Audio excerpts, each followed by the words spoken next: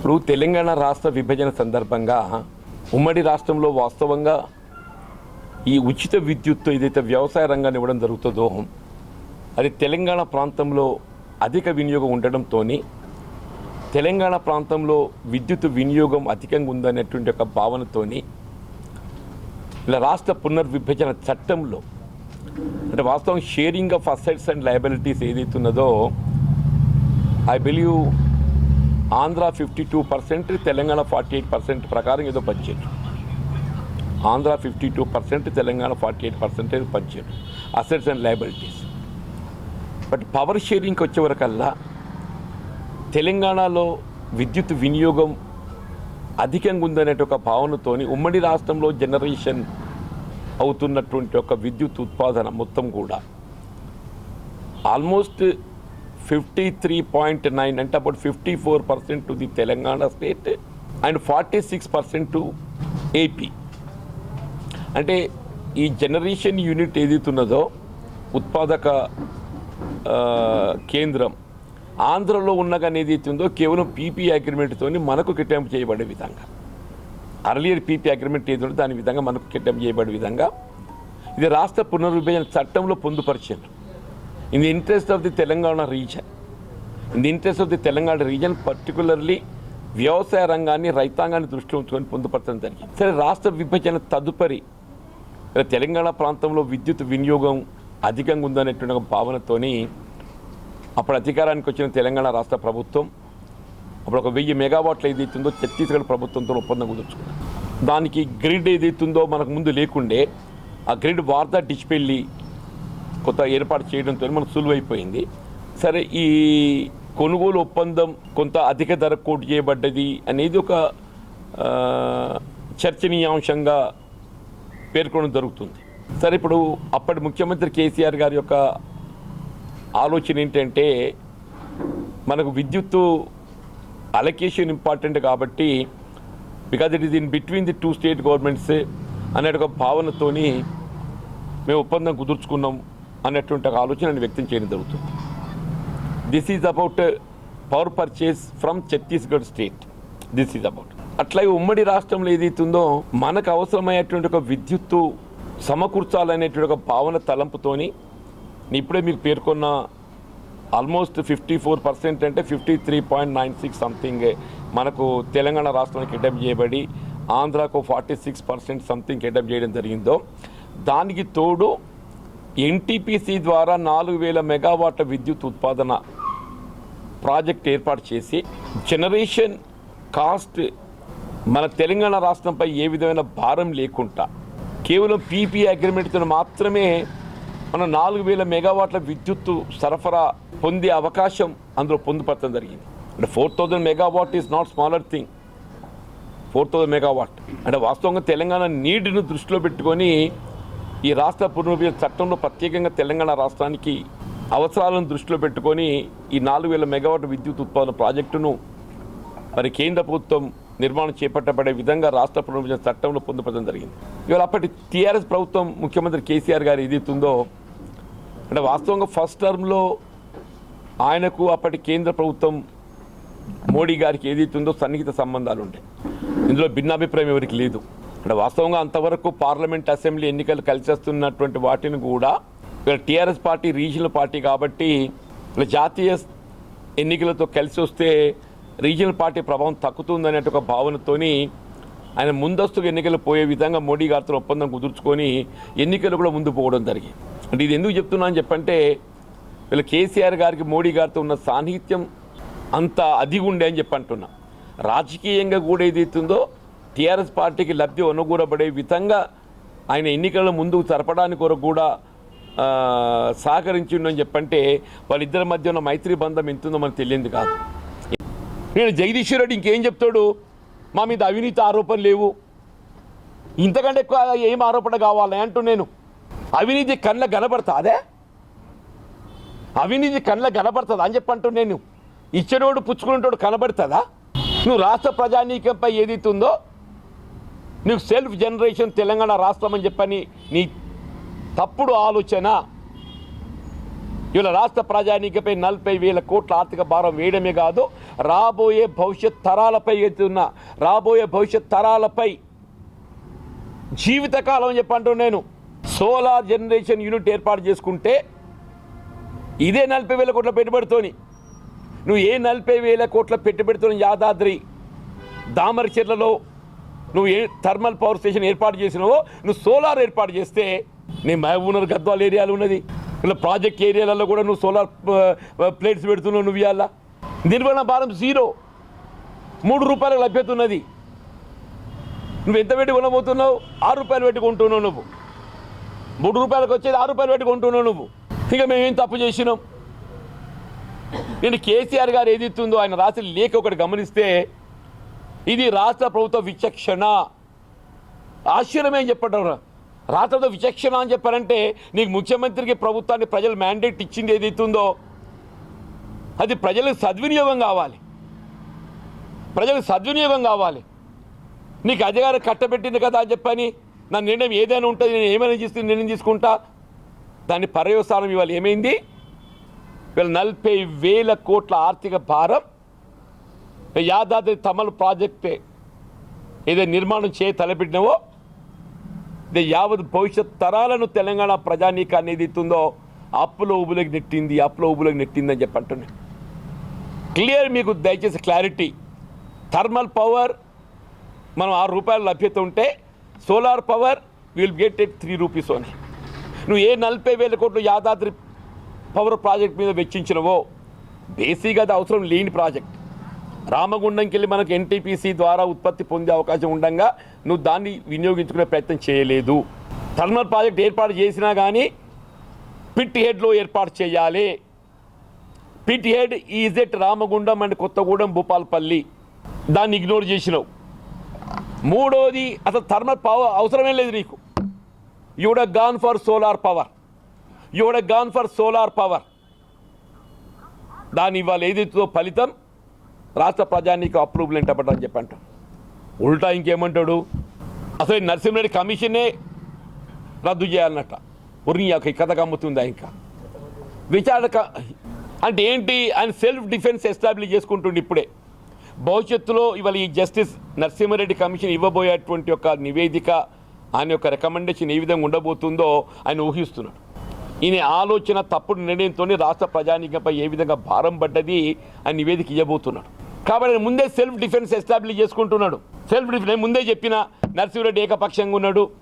నరసింహారెడ్డి ఏకపక్షంగా లేడు, నీ వాదన ఏకపక్షంగా ఉన్నది. నరసింహారెడ్డి ఏకపక్షంగా లేడు, నీ వాదన ఏకపక్షంగా ఉన్నది. నీ తప్పుడు నిర్ణయంతో ఏదైతుందో నీ తప్పుడు నిర్ణయం వెనుక ఏం నీ ఆలోచన దాగి ఉన్నది అనేది యూ షుడ్ ఎక్స్ప్రెస్. నీ కమిషన్ల కక్కుర్త్యా ఇవన్నీ భద్రతకి సబ్ క్రిటికల్కి ఇచ్చినావు. అప్పటికే కేంద్ర ప్రభుత్వం నిర్ణయం తీసుకుంది సబ్ క్రిటికల్కి కొత్తగా అదనంగా అనుమతులు ఇవ్వకూడదు. 17 దేనికి డెడ్ లైన్ పెట్టిండ్రు? సబ్ క్రిటికల్ అంతవరకే అనుమతులు మంజూరు పొందినటువంటి వారికి 2017 డెడ్ లైన్ పెట్టిండ్రు. కొత్త ఇవ్వడానికి డెడ్ లైన్ కాదు. నేను జగదీశ్వరుడు కొత్త వాదం తెర మీద పట్టుకొస్తే నాకు ఆశ్చర్యం కలుగుతుంది అని చెప్పి అంటున్నా.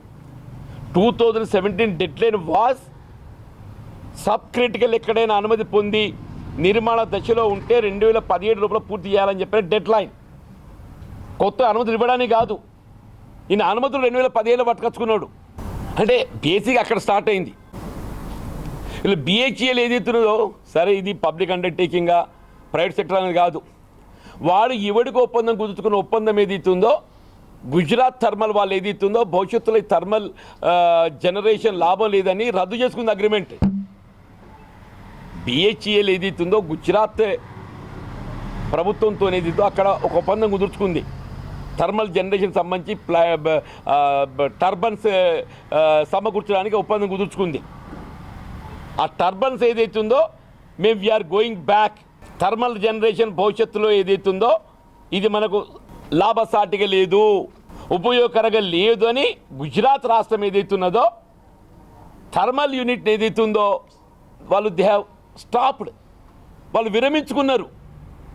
వాళ్ళు విరమించుకుంటే ఏదైతుందో వీడు తయారు చేసిన టర్బన్స్ ఉంటాయి కదా, వీడు తయారు చేసిన టర్బన్స్ ఉంటాయి కదనే, ఆ టర్బన్స్ మనకి వినియోగంలో లేకుండా అయిపోయినాయి. వీనికి వాడు ఏం చేయాలి? వాటిని ఈయన దాని రెస్క్యూలో పోయి ఏవైతే వినియోగానికి అవసరం పడని టర్బన్స్ ఉంటాయి కదా, మనకి లయబిలిటీ ఆ లయబిలిటీని ఏదైతుందో నేను కొంటా అని చెప్పి పోయి కొన్నాడా? మరి గుజరాత్ వాడు ఎందుకు దాన్ని వద్దని నువ్వు ఆలోచన చేయాలని చేద్దా? గుజరాత్ వాడు తక్కువ తెలియగలడు కాదు కదనే. అది గుజరాత్ వాడు ఏదైతుందో తక్కువ తెలియగలడు కాదు కదా. గుజరాత్ వాడు ఎందుకు ఈ థర్మల్ జనరేషన్కి వెళ్ళి ఎనికి తగ్గిండు? Why has gone back? వాడు ఎందుకు అగ్రిమెంట్కి ఉపసంహరించుకున్నాడు? వీళ్ళకి టర్బన్స్ ఎందుకు నీకు ఇక్కడ వినియోగంలో లేకుండా వృధాగా పడి ఉన్నాయి? వాళ్ళు చేయాలి కదా. వీడు దానిలో వచ్చి నేను కొంటాను చెప్పని కొని మన నెత్తిని రుద్దిండా ఇప్పుడు భద్రాద్రి. ఇలా మొత్తం ఈ 10 సంవత్సరాలలో అదనపు జనరేషన్ వచ్చింది కేవలం భద్రాద్రి మాత్రమే అని చెప్పంటూ నేను. ఇలా 20,000 మెగావాట్లు సమకూర్చింది ఏది ప్రైవేట్ సెక్టర్ అండ్ సోలార్. మన స్టేట్ జెన్కో ఏదైతున్నదో అదనంగా సమకూర్చుకుంది కేవలం భద్రాద్రి మాత్రమే అని చెప్పంటున్నా. అది 700-800 అంతే. నువ్వు రాష్ట్రాన్ని ఏం ఇప్పటికైనా ప్రజలు విజ్ఞులు చెప్పంటున్నా. అదృష్టం ఇప్పటికైనా నీవు ఈ ఆలోచన విధానం ప్రజలు గ్రహించిండ్రు. నీ భవిష్యత్ తరాలు ఏదైతుందో ఈ 10 ఏళ్ళల్లో పడ్డ భారం చాలా నాయన ఇక నువ్వు అని చెప్పని పక్కకు పెట్టిరు. సంతోషం అంటున్నా. దాన్ని ఇంకా సమర్థించుకునే ప్రయత్నం చేస్తున్నాడు. అంటే నరసింహారెడ్డి కమిషన్ ఏ విధమైనటువంటి యొక్క రికమెండేషన్స్ ఇవ్వబోతుందనేది ఊహించి ఈ నరసింహారెడ్డి కమిషన్ తప్పి అది ఉల్టా చోర్ కొత్వాల్ అంటారు కదా, ఒకటి ఉన్నది సామెత, ఉల్టా చోర్ కొత్వాల్. ఇలా చోరు ఉల్టా కొత్వాల్ కూడా డాక్టరే. ఇది ఉంటే ఏదైతుందో నేరస్తుడు విచారణ అధికారిని ఏదైతుందో బెదిరిస్తుండు. నేరం ఆరోపింపబడ్డటువంటి వాడు ఏదైతుందో ఇన్వెస్టిగేషన్ చేస్తున్నటువంటి ఒక అధికారిని ఆయనపై మోటివ్స్ అట్రిబ్యూట్ చేస్తున్నాడు.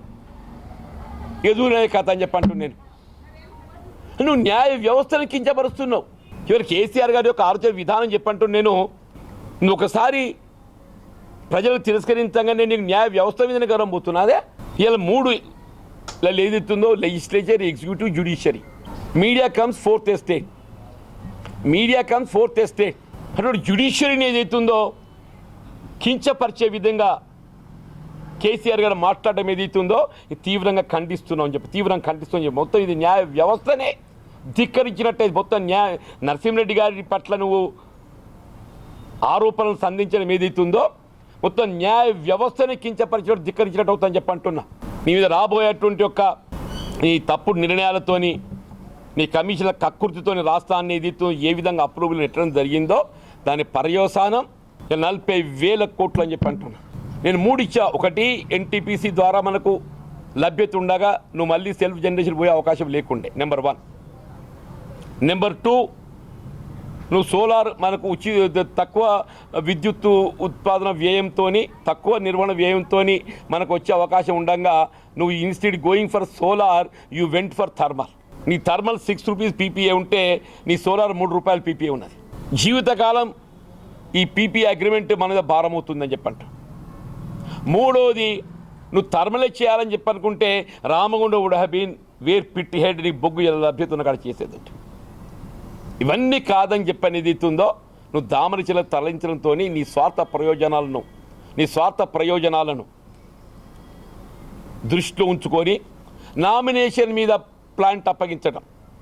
ఇప్పుడు మీకు భద్రాద్రి ఇచ్చినావు అని చెప్పంటే నాకు 2 ఏళ్ళు పూర్తి కావాలి కాబట్టి నేను ఇచ్చినా అని చెప్పంటే ఒక సమర్థించుకునే ప్రయత్నం చేస్తుండే. నువ్వు యాదాద్రి ఎందుకు ఇచ్చినావు నామినేషన్ మీద? భద్రాద్రి ఏదైతుందో నాకు 2 ఏళ్ళ పవర్ జనరేషన్ కావాలి కాబట్టి నాకు ఇమీడియట్ నా రాష్ట్ర ప్రభుత్వం విద్యుత్ అవసరాలకు సరిపడ విద్యుత్ కావాలి కాబట్టి నేను నామినేషన్ ఇచ్చిన అని చెప్పంటుండే. Yadadri you would have gone for tender. There is no, అసలు ఇప్పుడు యాదాద్రి నువ్వు నామినేషన్ ఇవ్వడం లోపల ఏదైతుందో there is no excuse at all. Yadadri nomination మీద ఇవ్వటము there is no excuse at all.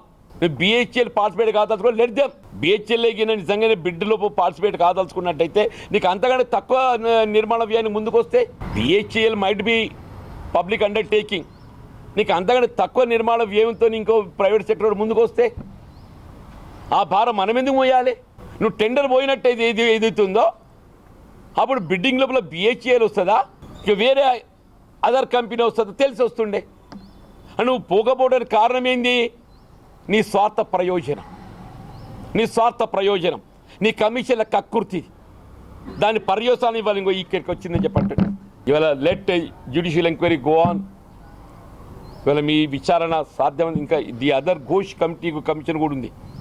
అన్ని లింక్ చేస్తే బాగా అయిపోతుంది. Today I'm limiting for only this Narasimha Reddy కమిషన్కి లిమిట్ అవుతున్నా. జస్టిస్ ఘోష్ దాన్ని కూడా దానిలో కూడా వాళ్ళు రికమెండేషన్స్ ఇచ్చిండ్రు. అసలు మేడిగడ్డల ప్రాజెక్టే కట్టద్దని ఇచ్చింది. దానిలో అది కూడా ఉన్నది, భగీరథ కూడా ఉన్నది. ఈ మూడింటి పొత్తుల 2 లక్షల కోట్లు. ఈ మూడింటి పొత్తుల కక్ష సాధింపి అనుకుంటే ఏ విచారణ లేకుంటేనే నేరము కోర్టులో కేసు వేయవచ్చు. కానీ ఏ విధంగా విచారణ లేకుంటే ఇప్పుడు ఒక జ్యుడిషియల్ ఎంక్వైరీ కమిషన్ అనేది ఏదైతున్నదో నిష్పక్షపాతంగా ఉంటుందని చెప్పని వేసినమే. సిబిసిఐడి ఏదైతుందో రాష్ట్ర ప్రభుత్వ పరిధిలో పని విచారణ ఇన్వెస్టిగేటింగ్ ఏజెన్సీ కాబట్టి మేము చేస్తే తప్పైతుందని చెప్పనే ఇవాళ జ్యుడిషియల్ కమిషన్ ఇచ్చిండ్రు. అది ఎట్లా కక్ష సాధింపు అవుతుంది? మీరు అన్నట్టు ఏదైతుందో మేము ఏ సిబిఎస్ఈతో చేపిస్తే కక్ష సాధింపు కింద భావించవచ్చు.